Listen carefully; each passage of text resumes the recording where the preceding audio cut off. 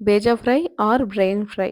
నేను చెప్పిన విధంగా ఇలా చాలా సింపుల్ వేలో చేయండి. టేస్ట్ మాత్రం చాలా బావుంటుంది. వీడియోలోకి వెళ్ళే ముందు వెల్కమ్ టు బిగినర్స్ ఫుడ్. దీనికోసం ముందుగా స్టవ్ పైన పాన్ పెట్టుకొని 2 టేబుల్ స్పూన్స్ ఆయిల్ యాడ్ చేసుకోవాలి. ఆయిల్ హీట్ అయిన తర్వాత జీలకర్ర, పచ్చిమిర్చి యాడ్ చేసుకోవాలి.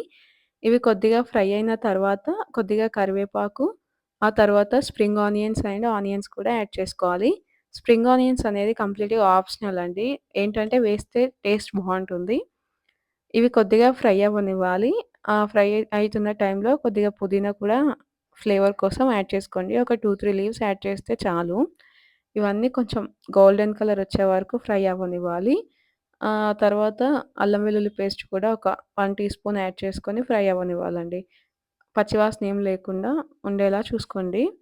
ఇలా అన్నీ ఫ్రై అయిన తర్వాత కొద్దిగా పసుపు, మీ రుచికి తగ్గట్టు కొద్దిగా కారం, ఉప్పు అన్నీ యాడ్ చేసుకొని ఆయిల్‌లో కొద్దిగా ఫ్రై అయ్యేలా చూసుకోండి.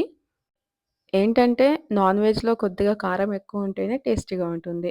వన్స్ ఇవన్నీ ఆయిల్‌లో ఫ్రై అయిన తర్వాత బ్రెయిన్ కూడా యాడ్ చేసేయండి. ఇక్కడొచ్చేసి నేను 2 బ్రెయిన్స్ తీసుకున్నాను.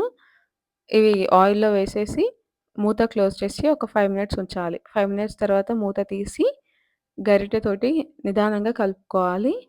ఏంటంటే ఇక్కడ మనం గరిటెతోనే చిన్న చిన్న పీసెస్‌లా చేసుకోవాలి.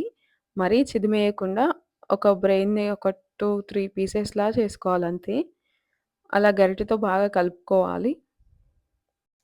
ఒకసారి బాగా కలుపుకున్న తర్వాత ఇందులోకి ధనియాల పొడి, అలాగే కొద్దిగా మసాలా పౌడర్ కూడా యాడ్ చేసుకొని బాగా కలుపుకోవాలి.